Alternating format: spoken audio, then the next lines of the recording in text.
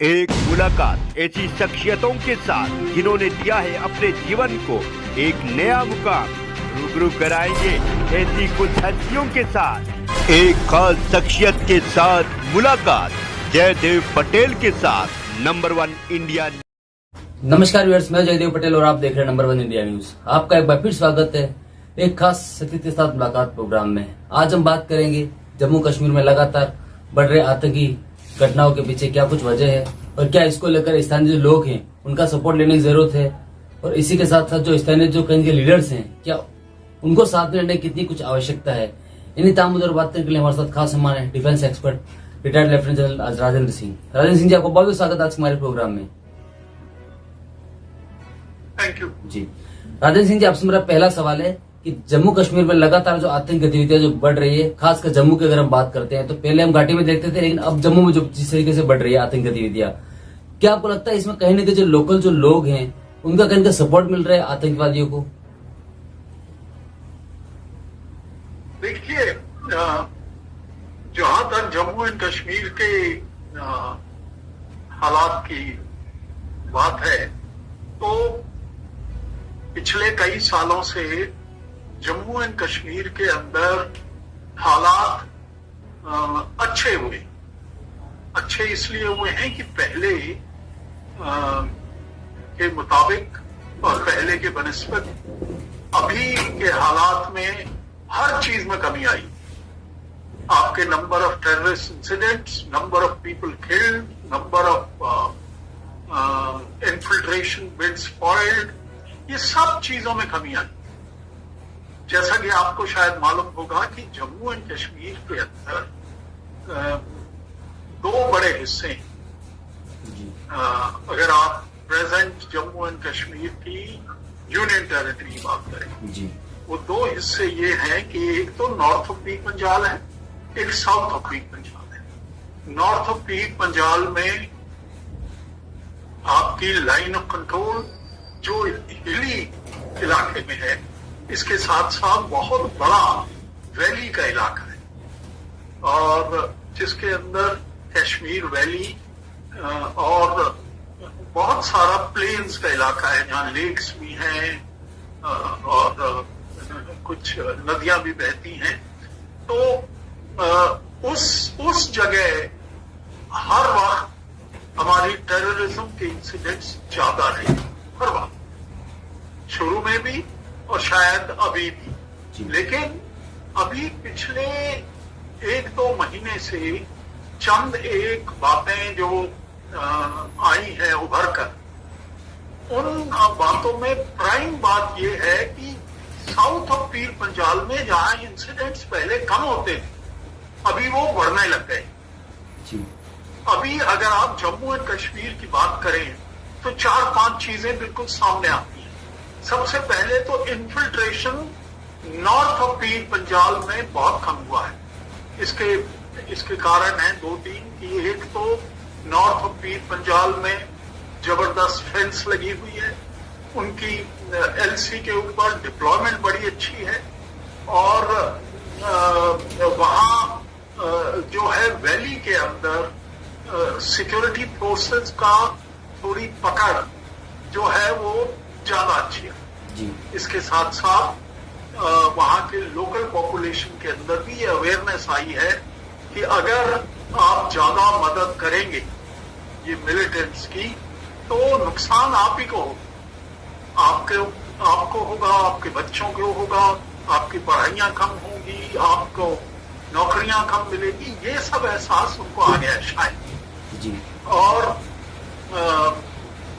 जबकि south of Pir Panjal में हमारी जो डिप्लॉयमेंट थी आर्मी की भी और कुछ पैरामिलिट्री फोर्सेस की भी, ये deployment south of Pir Panjal के अंदर थोड़ी कम हुई है। कम इसलिए हुई है कि आपके लद्दाख के इलाके में चाइना के साथ जो हमारी जो स्टैंड ऑफ चल रहा है, उधर हमारी कई डिविजन्स नई आई। अब वो कितनी आई है कितनी नहीं आई है ये मैं नहीं कहना चाहूंगा इधर जी, लेकिन ये कहना काफी होगा कि हमारी फौज का एक काफी बड़ा हिस्सा north south of Pir Panjal से निकलकर लेह और लद्दाख की तरफ भेज दिया गया जी। हालांकि हमारे अखनूर ऑनवर्ड से लेकर उरी और पुंछ और आगे तक पूरी हमारी डिप्लॉयमेंट है, आर्मी की लाइन ऑफ कंट्रोल की है, अच्छी तरीके से वहां पर जो है फोर्सेस डिप्लॉयड है, फेंस भी लगा हुआ है। और जहां तक चिकन्स नेक या अखनूर के नीचे का इलाका है, उधर हमारी बीएसएफ डिप्लॉयड है। कोई फुल फ्लेज्ड फोर्सेस उधर डिप्लॉयड नहीं है। तो जैसे इंटरनेशनल बॉर्डर पर होती है वैसे ही वो डिप्लॉयड है। हालांकि वहां पर एक अच्छी बॉर्डर फेंस जरूर लगी हुई और इसलिए अभी जो हालात नजर आते हैं वो ये नजर आता है कि पाकिस्तान के अंदर जो भी ये टेररिस्ट के मॉड्यूल्स उनको ये समझ में आया है कि ये नॉर्थ ऑफ पीर पंजाल से इन्फिल्ट्रेशन की कोशिश के बदले अगर ये infiltration south of Pir Panjal में की जाए तो शायद ज्यादा फायदेमंद होगा। इसलिए उन्होंने कई नए तरीके इसके लिए इस्तेमाल किए। पहले तो लोगों को भेजा जो नेपाल के रूट से और बाकी इलाके में इन्फिल्ट्रेशन कराकर फिर लैंड रूट से JNK के अंदर भेजा। उनको हथियार सप्लाई करने के लिए ड्रोन्स का इस्तेमाल किया गया। लेकिन एक चीज जो पिछले 1-1.5 साल से काफी सामने आई वो ये है कि जो कठुआ और इस तरीके और उसके आसपास का जो इलाका है उसके अंदर कुछ टेरेन इस तरीके की है कि वहां पर पाकिस्तान आर्मी ने और पाकिस्तान के बाकी लोगों ने और इनके टेररिस्ट ने नीचे टनल्स बनाई जी। और वो टनल्स के थ्रू वो निकलकर इंडिया के मतलब जो हमारे देश के अंदर अक्रॉस जो हमने लगाई हुई है अपनी फेंस उसको ये क्रॉस कर जाती है और फिर वहां से वो सीधा ऊपर की तरफ चलते हैं जहां पर डोडा इलाका और ये बाकी इलाका जी। और तो इसलिए आपने देखा होगा कि पिछले कई इंसिडेंट्स जो हैं पिछले 1 साल से कई इंसिडेंट्स ऐसे हुए हैं कि जो इनकाउंटर्स हुए हैं इनके साथ बहुत सारे टनल्स पकड़ी गई हैं और ये सब कार्रवाई जारी। इसके अलावा राजौरी के इलाके में और पुंछ के इलाके में भी कुछ अटेम्प्ट्स हुए हैं इन्फिल्ट्रेशन करने के। बहुत सारे उनमें नाकामयाब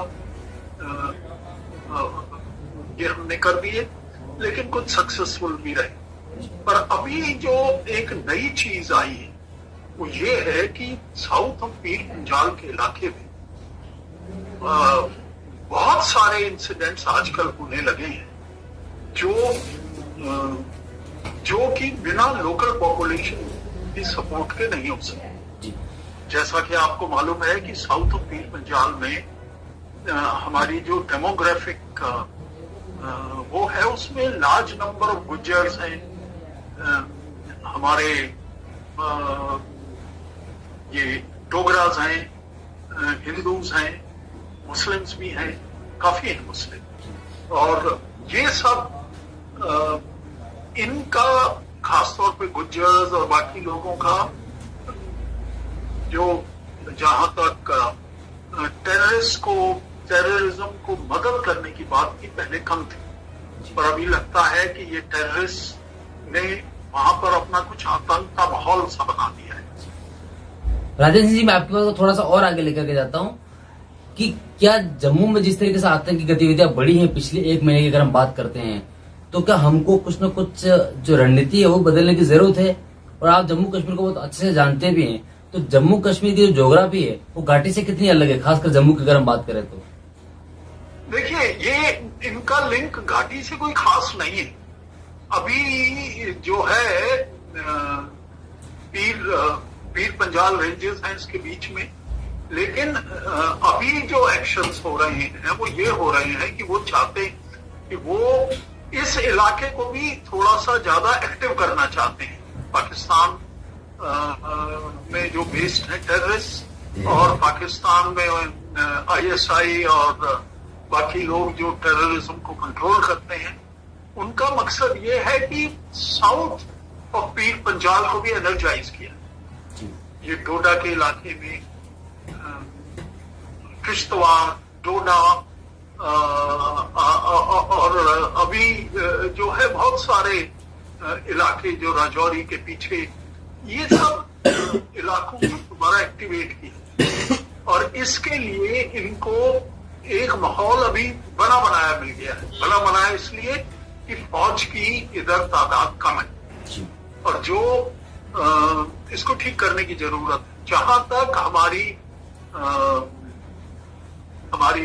स्ट्रेटेजी की बात है, हमको अपनी टैक्टिक्स को बदलना पड़ेगा, ये बात है। ये तो आर्मी कॉन्स्टेंटली करती रहती है। और नॉर्दर्न कमांड एक बड़ी इफेक्टिव कमांड है, काफी ज्यादा उसकी स्ट्रेंथ भी है। तो इसलिए मुझे पूरा यकीन है कि वहां के कमांडर्स जो हैं इस चीज पे पूरा ध्यान दे रहे होंगे।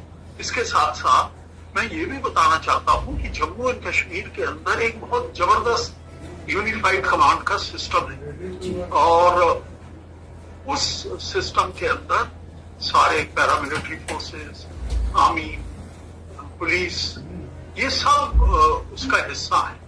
और ये जो यूनिफाइड कमांड है इसको चेयर करते हैं आपके लेफ्टिनेंट गवर्नर साहब, इसके अंदर हमारे आर्मी के सबसे बड़े भी कमांडर साहब होते हैं, बाकी लोग भी। और इस बॉडी का ये रिस्पॉन्सिबिलिटी होती है कि अगर कोई मेजर चेंजेस करे जाएं स्ट्रेटेजी में, तो वो इस बॉडी के थ्रू की पहली बात। दूसरी बात, नीचे लोअर लेवल पर ही आईजी, पुलिस और डिविजनल कमांडर्स और GOC of the divisions, GOC of the force, इन सब का भी एक अपने लेवल पर एक यूनिफाइड कमांड स्ट्रक्चर है, और जो आपस में बहुत अच्छे कोऑर्डिनेटेड ऑपरेशंस। अगर जम्मू एंड कश्मीर के अंदर हालात अगर अच्छे बने तो उसके रीजन 4-5। एक तो इन्फिल्ट्रेशन कम हो गई, दूसरा लोगों के अंदर ये भावना आ गई थी कि भाई ये टेररिस्ट का साथ देने में कोई फायदा नहीं है।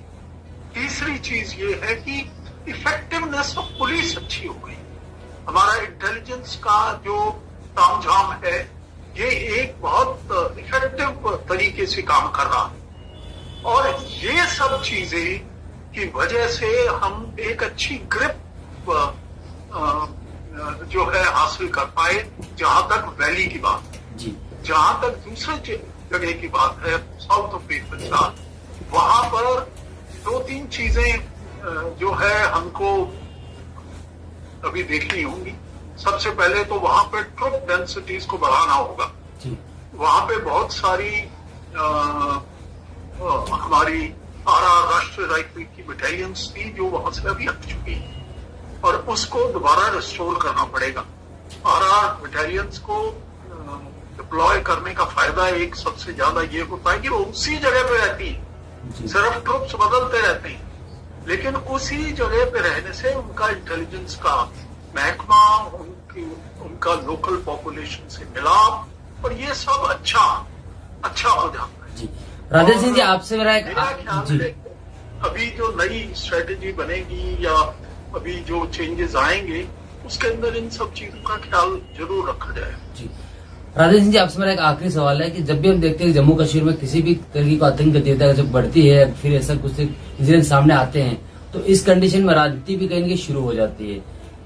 तो हम देख रहे हैं महबूबा मुफ्ती का बयान हो, उमर अब्दुल्ला का बयान हो या फारूक अब्दुल्ला का बयान हो, तो इस तरीके के जो बयानबाजी जो सामने आ रही है, तो क्या आपको लगता है कहीं न कहीं आतंक गतिविधियों को रोकने के लिए अब जम्मू कश्मीर के लोकल जो लीडर्स हैं उनको भी साथ में लाने की जरूरत है? देखिए, जहां तक लोकल पॉपुलेशन की बात है, उनको तो हमेशा साथ रखना बहुत जरूरी होता है। जहां तक पॉलिटिशियंस की बात है, तो लोकल कमांडर्स जो हैं हमेशा पॉलिटिशियंस के रोल को भी पहचानते हैं। जी। आपके लेफ्टिनेंट गवर्नर साहब एक काफी इफेक्टिव आदमी हैं और मुझे पूरा यकीन है कि सिविल एडमिनिस्ट्रेशन अभी बहुत अच्छा काम कर रहा है और भी इनको कुछ मेजर्स अपनाने पड़ेंगे जिससे कि जो है पॉपुलेशन की ज्यादा मदद ली जा सके। लेकिन हमको एक चीज हमेशा याद रखनी पड़ेगी कि लोकल पॉपुलेशन का मतलब लोकल पॉलिटिशियंस नहीं है जी। बिकॉज लोकल पॉलिटिशियंस आमतौर पर, जब मैंने देखा, जब मैं उधर चीफ ऑफ स्टाफ का नॉर्दर्न कमांड का, तो और उससे पहले मैं उधर जनरल ऑफिसर कमांडिंग रहा हूं JNK में, तो जो मैंने देखा है कि हर वक्त एक पॉलिटिशियन का गोल और एक लोकल पॉपुलेशन के लिए हमें जो जिस तरीके का माहौल चाहिए वो कोटर्मिनस नहीं जी। कई बार इनके एक्शंस हर बार ठीक नहीं होते जी। तो इसलिए हमको, हालांकि लोकल पॉलिटिशियंस ने बहुत मदद की है टेररिज्म को कम करने के लिए, लेकिन अभी मदद जरूरी है कि ये जो तीनों चारों हमारी एजेंसीज हैं, आर्मी है, पुलिस है, पैरामिलिट्री फोर्सेस है और सबसे ज्यादा इंटेलिजेंस एजेंसीज जो, इन सबको इकट्ठा मिलकर काम करना पड़ेगा।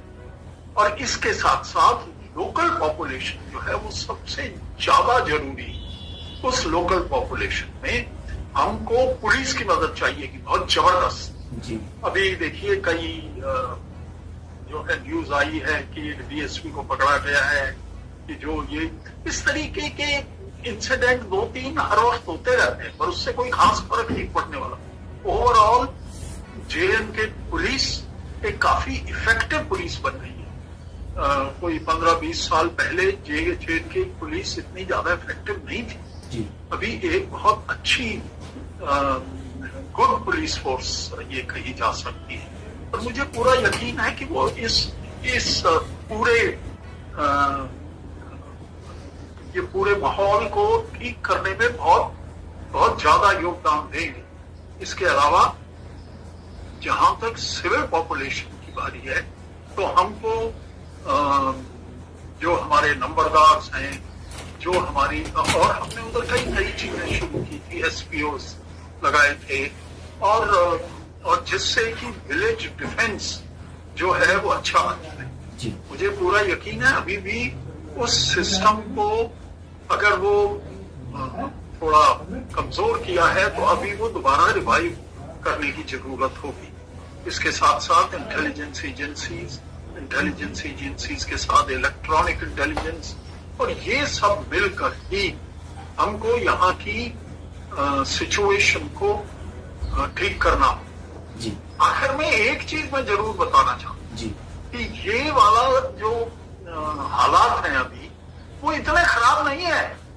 ये अप्स एंड डाउन्स तो इंसर्जेंसी की लड़ाई में होते रहते हैं, कभी हो गया 2-3 बार। अभी आप देखेंगे कि जल्दी ही इनके ऊपर, इस हालात के ऊपर अच्छी तरीके से कब्जा किया जा सके। लेकिन अगर आप मेरे से एडवाइस, मेरी रिकमेंडेशंस पूछते हैं तो मैं 2-3 रिकमेंडेशंस देना चाहूंगा। सबसे पहले कि हमको अपने यूनिफाइड कमांड सिस्टम को स्ट्रेंथन करना पड़े। दूसरा, हमारे इस इलाके के अंदर जहां जहां ट्रुप डेंसिटी कम है वहां हमारी आर्मी, हमारे पैरामिलिट्री फोर्सेस को दोबारा डालना पड़ेगा।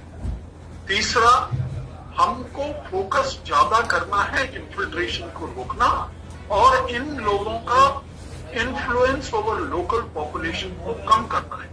अगर वो हम कर सकेंगे तो वो तभी हो सकेगा कि जब हमारे पास एडिक्वेट इंटेलिजेंस हो, एडिक्वेट लोग हों हमारे को वहां के एरिया डोमिनेशन के लिए। और ये अगर हमने कर लिया तो मैं नहीं समझता कि कोई चिंता की बात। मैं तो अभी की भी सिचुएशन को कोई ज्यादा चिंताजनक नहीं वो करता हूं। जहां तक पॉलिटिशियंस की बात है, the politicians all over the world are the ones who will act based on their own interests, own political interests, and they need to be sometime taken a note of, and most of the time. That's all. Thank you. Rajesh ji, आपने हमारे समय निकाला, उसके लिए बहुत धन्यवाद। Thank you.